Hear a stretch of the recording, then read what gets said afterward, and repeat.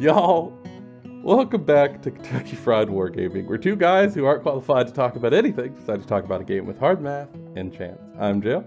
And I'm John. And on this episode, we are continuing the dive into Conquest lore because we cannot be stopped. And this is one that we have mentioned that we're going to have to talk about, I think, 3 times now? Yeah, 3 times now. And that is the Nords. Because when we did our brief summary during the Conquest faction breakdown, I damn near done did this video because I can't help myself. But today we're going to go even deeper into what at first on the 10 seems like a very rote, standard, like one-note fantasy raider sort of situation. But I promise you is way more once you actually crack it open. Mm-hmm. So much so that even it has tempted John, and it's not normally his like straight out flavor. Yeah, like I'm very into it. Like the twist on it is very good. Also, I really dig some of the miniature designs. Like some of the older ones are like but like specifically the Jotnar all look awesome. I love all the Jotnar models. Shout out to Ice Jotnar, who is just incredible. Pour one out for my homie Ice Jotnar, who suplexes my T-Rex in almost every game. He doesn't suplex Ashendon, though. To be fair, nothing suplexes Ashendon. I got the flank charge! Anyway, yeah, there are some really cool models here. There have been a lot of fun for me to paint. I'm a huge fan of the faction. I'm almost at 2,000 points fully painted and at what I would argue is a pretty decent quality. So I've put a lot of time and effort into the Nords. I've read all the lore stuff I can get my grubby little mitts on the website. So hopefully I can pitch this to you in a way that's kind of succinct. Because this touches on some other factions out there and you can kind of run down a rabbit hole. We're going to try to constrain it in a little bit. So first things first. As we do with a lot of these factions, I think the best way to break down Nords is to look at how they view their history and their story. And then riff off of that for what is actually happening. As opposed to what their mythos says. Because, John, as our prequel ramble before the show says, sometimes history has a lot of flavors of suck. And for the Nords, they view their history in a sort of vaunted, noble way. All of their history is passed down. Well, I won't say all. It is now being written down, but largely their history is passed down through oral traditions of people by word of mouth and training. Taking the tales of the ancestors and handing them down to the next generations to kind of spread their lineage amongst the populace. And the Nords largely have a creation story that is about like this. That long ago, that they existed in the far north under the thumb of dragons. Like capital D dragons. Almost celestial beings. Dragons. Yeah, I think like dragons are a touch point for the vast majority of factions, I think, in Conquest, because they are just sort of like the old ones of the setting, for lack of a better way of putting it. Like they're the oldest creatures who have like touched everything. Yeah, and if you want to know more about dragons, like in specificity, the Dwegum lore we did actually touches on a lot of them. But for the Nords, they actually don't stand at the thumb of the dragons for a long time in their own historical view. Because again, this far back in time, everything gets wibbly. Who knows how long they were actually under the dragon's thumb. But really, the thing of note for them, when they really become Nords the way that they view themselves today, is when they are freed from underneath the dragon's thumb by the Aesir and the Vanir. These larger-than-life beings that come from beyond the stars that appear to them as the gods, that the Nords view as the gods. And these beings free them from the dragons, and then vastly increase their quality of life compared to what they were used to. And in doing so, these gods speak to them about a war that is coming, and that the Nords would have to be ready for. The foe that they will be fighting is always sort of vague and never specified. But these gods assured them that a war is coming and that these Nords had to be ready. They had to be the best fighters they could be. They had to be as prepared as was possible. And also that the gods would need assistance from them.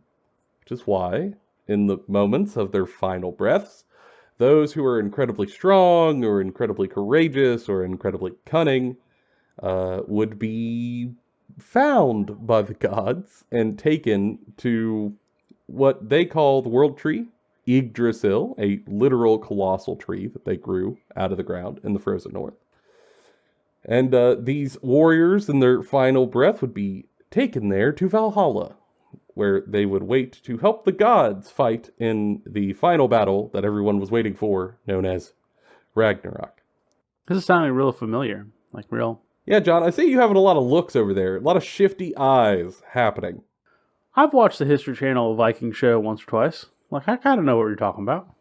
Oh, are we going to talk about, like, the folly of man through Ragnar Lothbrok? Because I'm here for it. Like, No.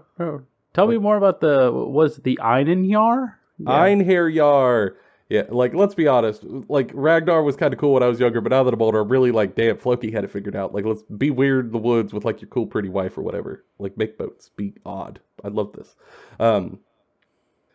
Yeah, so the Einherjar are the name that they gave for the fallen Nords who were taken to Yggdrasil. That was the title given to these warriors that were supposed to sleep and wait for the final battle where they would fight next to the gods to help them repel the dreaded foe that threatened not only the Nords themselves, but the gods as a whole. And when the time came, and the war for Ragnarok kicked off, there was supposed to be one god in particular, Heimdallr, who was going to, through some, like, horn-like means, wake all of these sleeping Einherjar from their tombs, and then a glorious fight would ensue, and the Nords would be glorious, and the gods light for all eternity.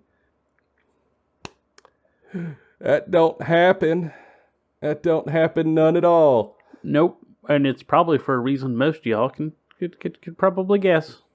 Yeah. So someone got Loki'd, as is the case. And Loki is another god from the Aesir and the Vanir.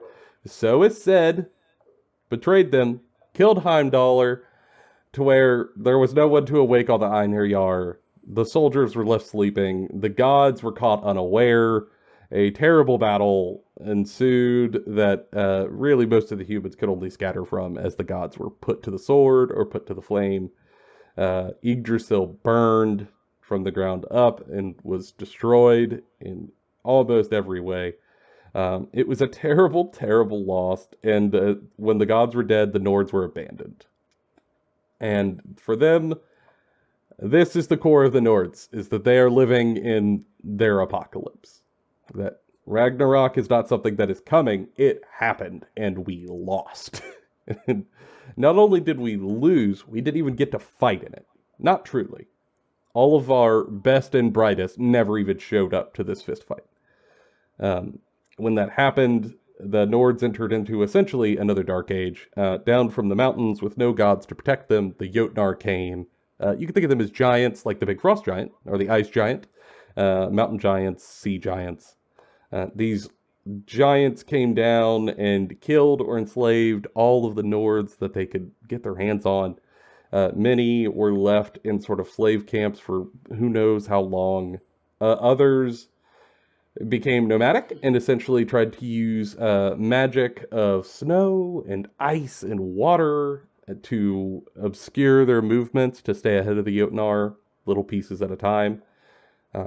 But it was a rough time for them. And there was no indication that this was going to get any better. This was just their existence now. They were going to suffer. And then, out of the blue, almost a miracle happened. The Christmas miracle. Like Saint Nick woke up. Yes. Well, it's kind of like Saint Nick. It did come from the frozen north, and it was a big dude. Except there were multiple big dudes. The present was a claymore. So big warriors started to arise and stumble in out of the waste. Nords that some of them people even recognized who were fallen and taken by the gods to Valhalla appeared.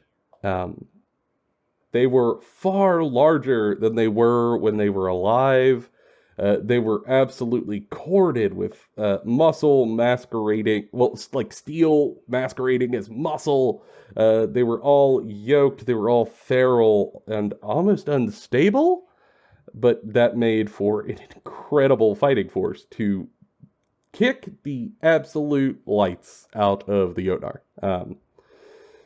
These soldiers were brutal and murderous and furious and had very little regard for their own safety or lives, and that is a hard foe to fight if you've gotten a little complacent fighting peasants.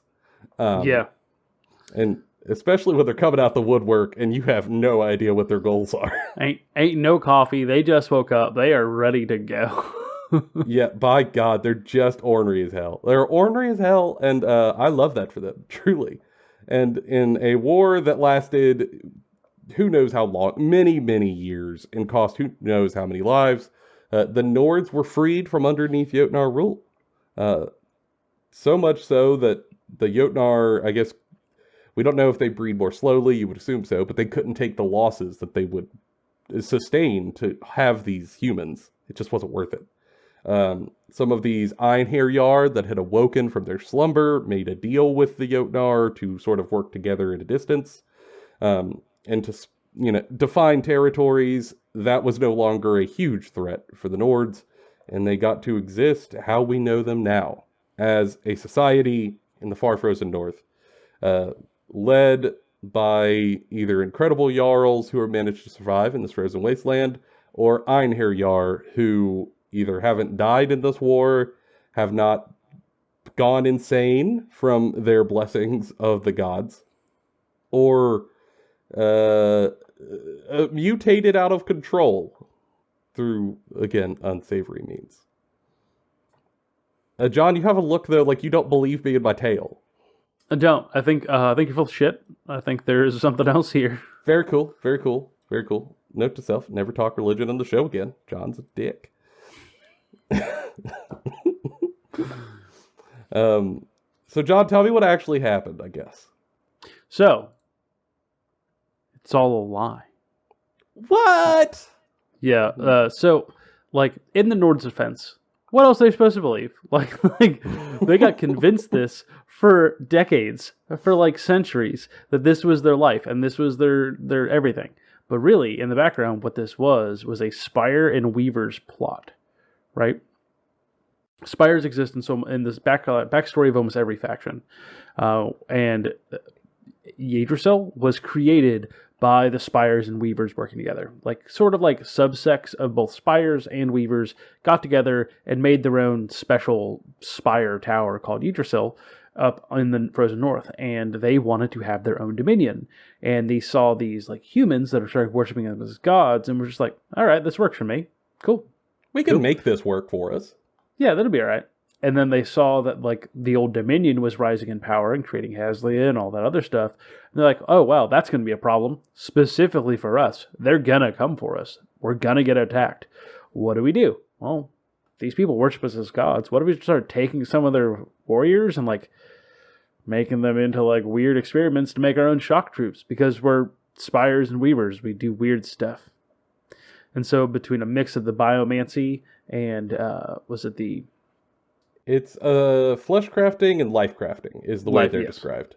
Yeah, the flesh crafting and life crafting, they are able to like create these weird amalgamations that you're going to see. That's where you're getting like werewolves, ogre, trolls. Stalkers, trolls. Yeah. Even the Einherjar themselves and why they're so unstable. All of it is from the Spires and the Weavers. Yes. And so this is all well and good. They're all prepped for this. But then this entire situation between Loki and Heimdallr is just a feud between two separate like figures that becomes this massive problem. And then the entire the Old Dominion shows up, right? They don't say it's the Old Dominion, but something shows up and slaughters these, right? Huge problem. Yeah, we don't know if it's Hell. It could be the Old Dominion. It could be another subfaction of Spires for all we know.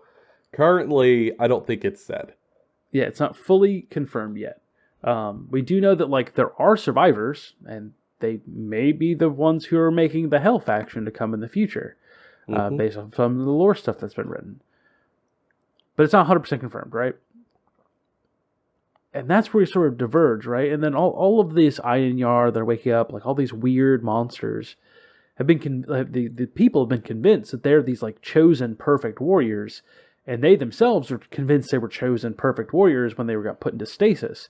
And so when they wake up from stasis and they find out that Ragnarok happened, and they lost, and they didn't wake up and fight in Ragnarok, they believe that they all of this is still real. Right? They didn't know it was experiments. They didn't know it was fake. They thought these were like legitimate blessings, that gods are just weird. And so they continue to propagate that out in their society. And so you have this entire society who doesn't understand their true origins. And at this point, probably will never fully believe it. And it would be almost more damaging to correct them.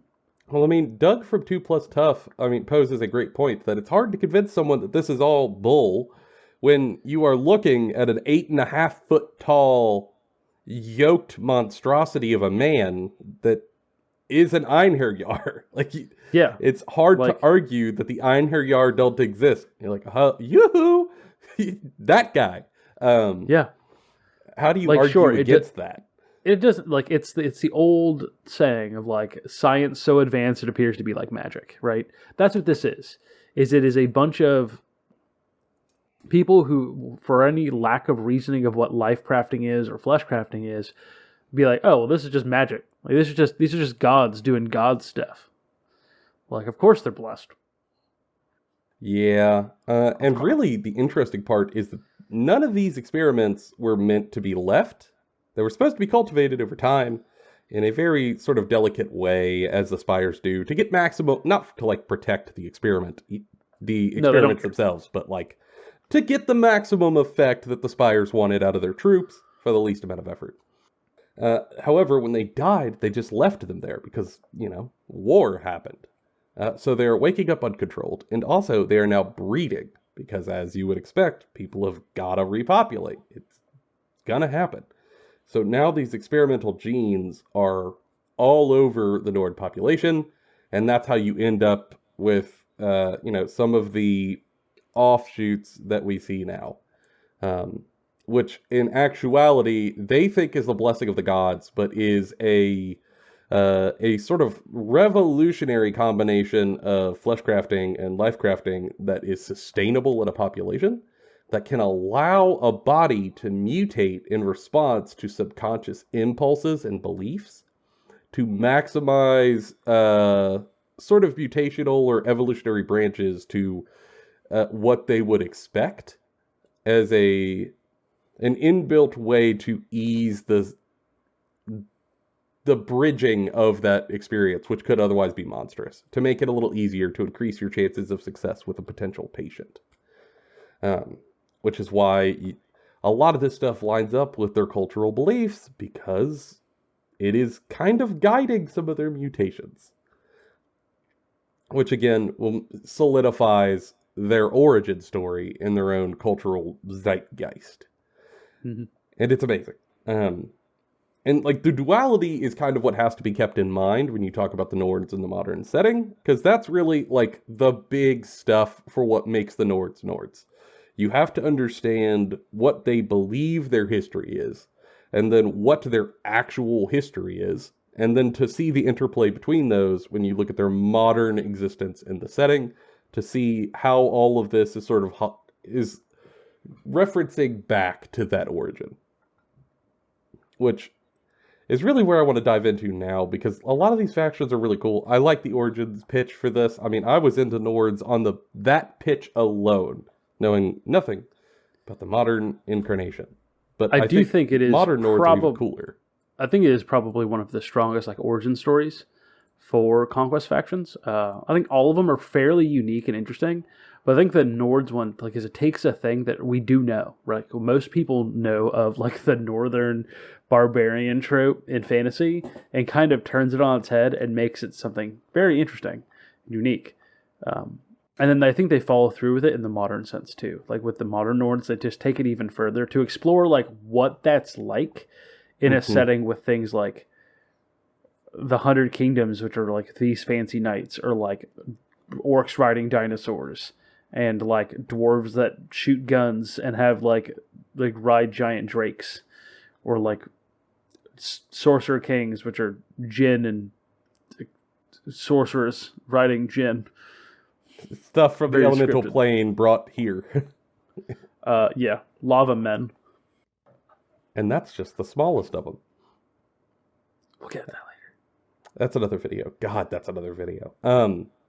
So for the modern Nords, they are now a society. They certainly still believe that they are in their post-apocalypse, but under the guidance of some Einherjar, Jarl, some shamans, some Jarls, some incredibly influential people, they started to band together to make a society.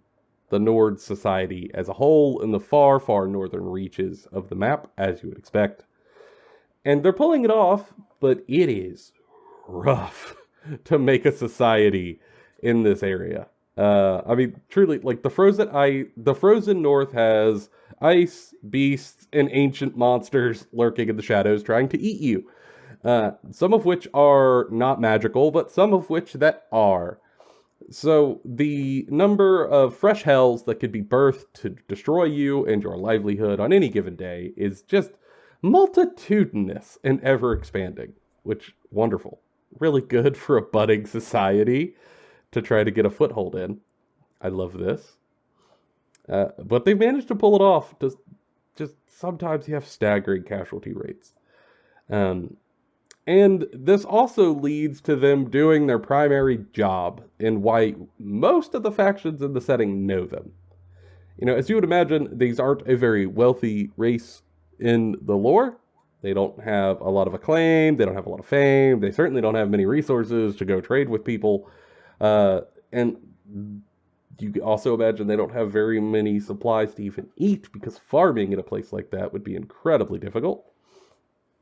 And, they're born and bred deep down in their bones to fight. So they do. What are they going to do? Yeah, they do exactly what you think. They decide if they don't have the supplies and they need the supplies, they're going to go get them supplies at an axe point.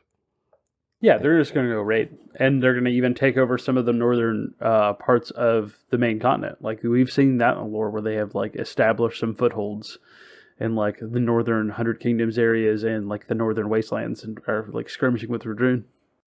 Yeah, although that I think is, like, the most modern of the lore, which we'll circle back to. But, like, truly, the reason most factions know them is because they have been raided by them as these long ships pull up onto their beaches with monsters inside. And like, could you imagine a long ship riding up on a beach and out jumps like werewolves? You shit your pants.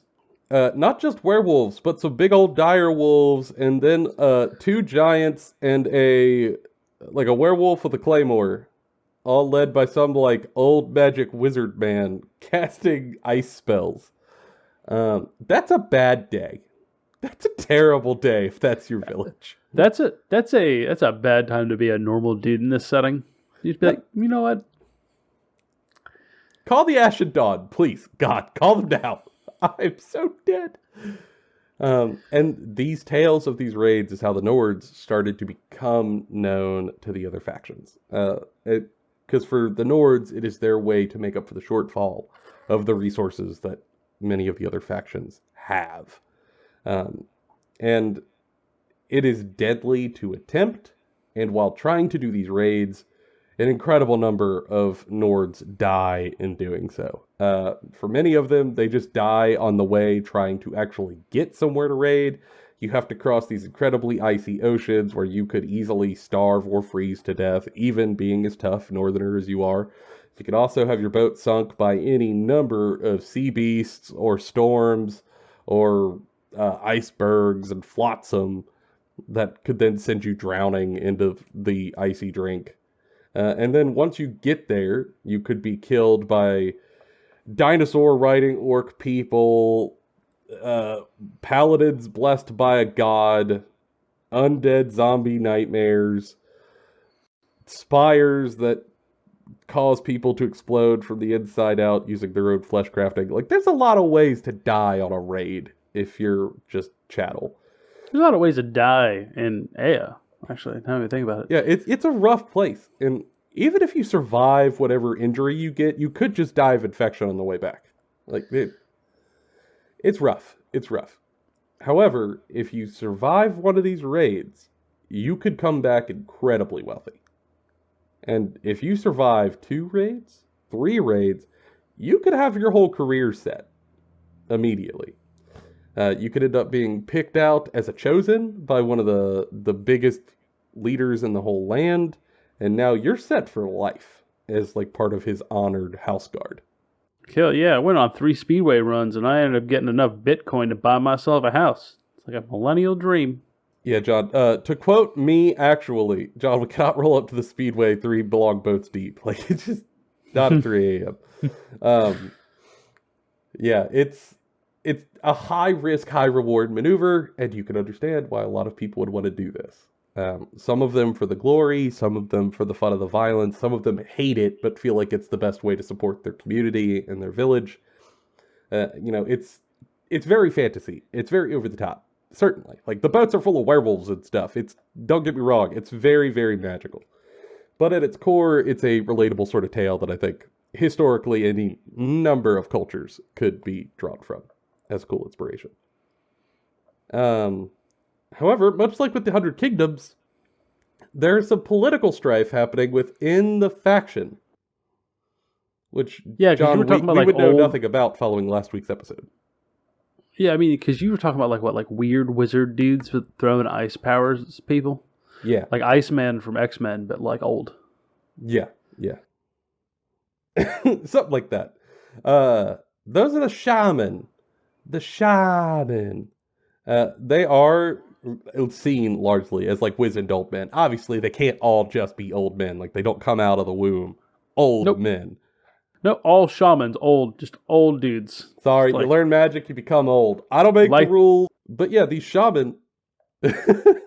these shaman are the old guard. They are regular people who learned some of the secrets of rune magic and elemental magic. Some of them learn water, some of them learn air, and they're a cult, not a cult, they are a sort of like religion that believes that the Einherjar, while incredibly blessed by the gods themselves, and truly incredible warriors, are not divine in and of themselves and are fallible and need to be heavily guarded and protected and advised because they are erratic. And if you don't advise them, they're going to kill themselves and everyone else around them. And that anything you've got to do to make that happen is worth doing. Not entirely unreasonable after reading some of the backstory fluff. Like, I've got some beef with the shamans. Like, some of them are a little off their frickin' rocker, but like, okay. I mean, every shaman in every game is a little crazy to some degree. I mean, like, after reading some of their lore, like, one of the living characters in the lore is, like, an ancient shaman who has been around for who knows how many centuries. He could live until someone really puts him down. And he has looked into the abyss has looked back into him, and that is just, like, his morning routine. It's really cool. I understand why that would make you a little crazy. That's fine. The shaman used to be a very dominant force in the Nords, and sort of like the cultural heart of the Nords. However, they have been rivaled in recent years by the rise of, I'm going to quote the website, a new orgiastic cult, and that is the Cult of the Volva. Volva. I have to very much enunciate that. It is unfortunate for my Kentucky public school ass. The Cult of the Vulva are exclusively women, generally younger in their lives, very charismatic, very outgoing, who believe at their core that the gods are to be worshipped and honored in hopes that they will eventually come back. And in the meantime, the Einherjar are shards of their divinity and should be worshipped as such. And through their sort of divine gifts and providence, the gods can be brought back into sort of their rightful place at the top of Nord culture. And anyone who opposes this idea has unfortunate circumstances befall them. And the vulva cult is incredibly influential. It is spreading like wildfire. They're really good at playing the political game in the fluff compared to the shamans, who are a little too old school for their own good. They don't understand how to work a room, how to make alliances, how to make friendships, how to like really play the power behind the throne, do the little finger thing. The vulva are very good at it. And these two warring religious sects are sort of fighting for the heart and soul of the Nords, and boy howdy are a lot of people dying in the process. John, I haven't finished The Living World. Have they finished that story for the Nords on the website yet? I don't know yet. I haven't gotten quite that far. I've been catching up on other Living World stuff. Yeah, in the fluff, it is currently like the ongoing thing for the Nords is who will the community vote for the Nords to follow? And right now on the website is a ongoing short story of two Nord warriors who, when the story starts, are in the aftermath of a battle that they caused in essentially a religious argument that got a Jarl's warriors killed over this, his senses, essentially stupid nonsense, and cost him a bunch of warriors. And he looks at these two and ties them up on this battlefield where the corpses are laying. And as they hear dire wolves coming in from the distance to eat these bodies, ties them both up with no horses, no way out, no supplies, and leaves them on the ground and says, hey, here's one knife I'm going to toss on the ground. Whoever survives and makes it to camp, I will forgive, and maybe you'll be considered right. And then the short story is following these two prisoners, and the community votes on whether or not they're going to free one another, if one of them's going to try to get free, if they're going to kill each other. And at every point, the community is shouting that we don't want to pick either of these freaking religious factions. I hope that stays the case, but it is the current plot point for Nords as a cultural faction, is which cult will they side with. John, are you backing the Volvos or the Shaman? Neither. I'm backing the werewolves. Yeah, monster mash, baby. Monsters. I get it. The Volva are like, oh, we should worship them because they're like, no. Yeah, but you're still wanting to turn it into something weird. No, just let the dogs out. Just woof woof. Let them go. Are you saying the Baja Men had a point? Is that what you're arguing to me, John? Yes. Baja Men were correct. Yeah, I also side with neither. I feel that. I'm here for the Monster Mash. I can't take too long because I will just be here for way too long. But in every faction I ever play, I'm a fan of monsters and monster manuals. And the sort of the blessed sub-faction of this Nords community is, the people who are mutated by the blessing of the gods. All of them seem like they have an incredible gift, and they do in some shape or form, but they also come with an incredible hurdle that makes life really just painful or difficult for them. Whether that's the Uyghur, who can essentially military press or Toyota Camry with no problem, but also struggle to have an intelligence above a child. Or the Stalkers, who are incredibly stealthy and have incredible endurance. They're sort of like Beast from X-Men. They can see and hear beyond any hope that a person could pull off. But it also means that even a small village is far too overstimulating for them. And they just will lose their minds if they don't live on their own out in the frozen wastes. Or the Vargir, which John mentioned, are the werewolves. Those who are struggling to control their mutation before it totally overwhelms their body and their senses and turns them into bloodthirsty warriors. But if you can overcome this as a truly incredible strong-willed leader, you can not only rally your own senses, but force them into the ones around you by whipping them into submission. It's so cool. It's so cool. I'm here for more monsters. Which is a shame, because they actually just took a monster beast pack away from me. My only bone to pick. Parabellum doesn't understand that Nords are for 3 Wolf Moon kids. And we want more beasts. But at its core, the new Nords fluff outside of the cultural stuff is that they're trying to push south. And not just run south, break into a 7-Eleven, grab a cash register and run. Like, yeah, they're not just trying to raid anymore. Like, they're trying to create footholds and, like, gain territory. yeah. A lot of the living world is currently people starting to realize that this idea of raiding isn't sustainable in the way that they've been doing it. Especially, it can't last forever. yeah, and things keep getting spicier. Like, more Dwegum are coming up, more 100 Kingdom stuff coming up, Old Dominion's starting to, like, shamble around. Would keep becoming a bigger problem? Like, eventually you're going to run into a situation where you can't just do smash and grab anymore. No, well, people are going to know you're coming, or you're just going to run out of weapons and supplies that are good enough to actually support your smash and grab run.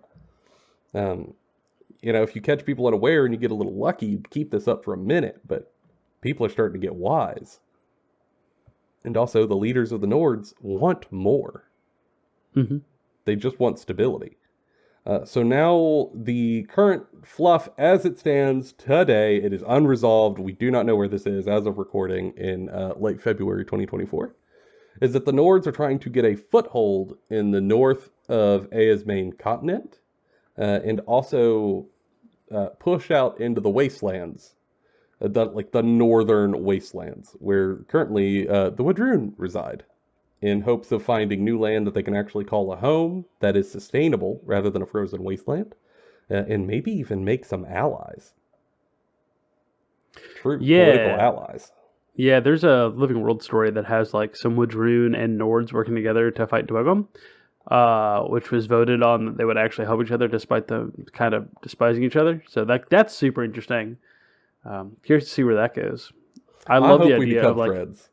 Like 8-foot tall Dommy Mommy orcs riding velociraptors fist fighting next to werewolves sounds awesome. I love this. Whatever the hell that is, I am here for it. I love the idea that the Wadroon are like, we need food. And the Nords are like, man, I gotta pay rent. And through their powers combined, they can find a place for themselves in this world. It's like the wildest Harold and Kumar remake. Like, except for the White Castle is a Dwegum stronghold. Harold and Kumar go to the 100 Kingdoms. I would actually watch the piss out of that in a shamefully non-ironic way. Yeah, and I think it sets Nords up to be interesting and to evolve beyond their essentially like just on the 10 pitch of just, they're frozen raiders from the north, they steal stuff. And that is true in a lot of ways. However, that is not all all this faction is going to be.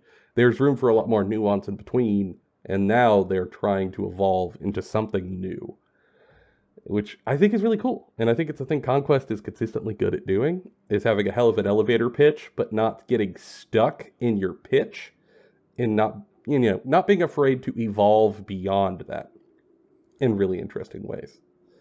And for the Nords, I'm genuinely interested to see the fluff and where we're going to go. Yeah, I'm excited. I'm overall excited just to see where all of the lore goes. We've had a couple people comment on here talking about how we need to go get the companion guide. I'm trying. They're just they're very rare. I've yet to see one other than like someone had one. Obviously, it wasn't for sale, but they brought it to the shop one day.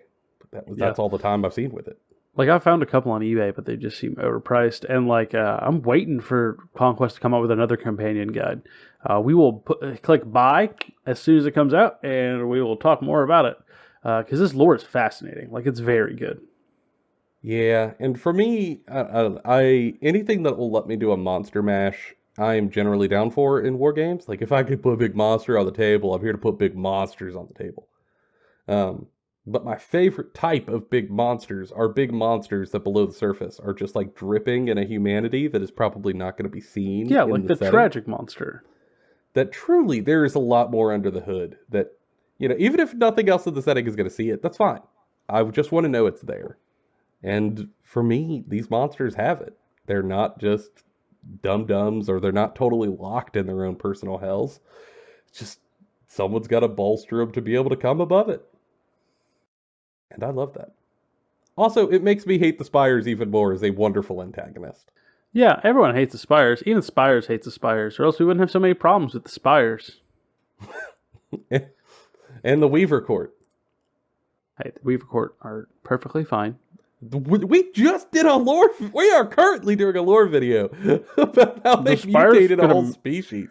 The Spires could have made them. You don't know. The Weaver Court helped. The Weaver Courts were suggested. What? Are you a Weaver Court apologist? Like, what is this? I don't hear an answer, John. We'll have to save that for the Weaver Courts video when Parabellum gives us Weaver Courts. Oh my god. And now for our final bit of the show where I bludgeoned my co-host to death. Y'all, this has been a delightful lore video. I'm sure it is more ranty than many of the others because I'm so passionate about this fluff in particular, and I know so much about this fluff in particular. But we appreciate y'all sticking around for it. And if you have more questions about the Nords, or you want to hear more specific topics, or where we think this is going to go, let us know. We will put them on the list. The stuff that people request generally shoot right towards the top for us. And we try to really give them priority so y'all can get the stuff you want, hopefully close to when you want it. For now, that's been all of our opinions, bona fide, and Kentucky Fried. We'll see y'all on the next one.